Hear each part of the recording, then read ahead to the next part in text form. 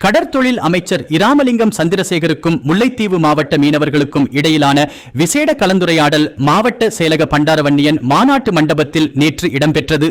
Blue ocean group of companies இலங்கையின் வளர்ச்சியோடு உங்கள் வாழ்க்கையையும் உயர்த்துகிறோம்.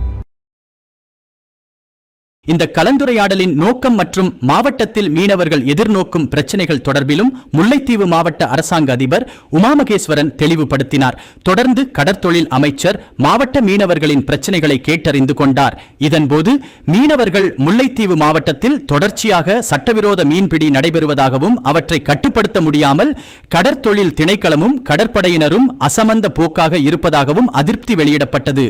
சட்டவிரோத மீன்பிடி தொடர்பில் அரசாங்கம் நடவடிக்கை எடுக்க வேண்டும் எனவும் மீனவர்கள் தெரிவித்தனர். கடற்தொழில் திணைக்களத்தில் நிலவும் ஆளணி பற்றாக்குறையை தாம் விரைந்து நிவர்த்தி செய்வதாகவும் விரைவில் புதிதாக நியமனம் பெறும் உத்தியோகத்தர்கள் கடமைகளை பொறுப்பேற்க உள்ளதாகவும் சட்டவிரோத மீன்பிடியில் ஈடுபடுகின்றவர்களை சட்டத்தின் முன் நிறுத்துவதற்கும் சட்டவிரோத மீன்பிடியை முழுமையாக தடை செய்வதற்கான நடவடிக்கைகள் எடுக்கப்படும் எனவும் அமைச்சர் மேலும் தெரிவித்தார்.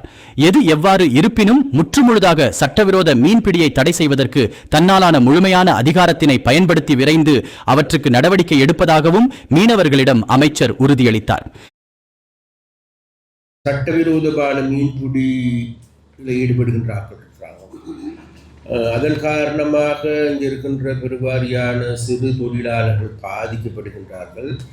இது தொடர்பாக நாங்கள் பல தடவை சம்பந்தமாக பேசுகிறோம், பேச்சுவார்த்தை நடத்தியிருக்கிறோம். விசேடமாக நேவி, போலீஸ், பாதுகாப்பு படைகள் உள்ளிட்ட அனைவரோடு நாங்கள் அண்மையிலும் கூட பாராளுமன்றத்தில் சம்பந்தமாக பேசி இறுதியாக நாங்கள் முடிவெடுத்து அந்தந்த மாவட்டங்களில் இருக்கின்ற கடற்படையை இணைத்துக் கொண்டு அங்கே இருக்கின்ற போலீசாரை இணைத்துக் கொண்டு அதுக்கான ஒரு குழுவை உண்டாக்கி கொள்வதற்கான முடிவுகளை நாங்கள்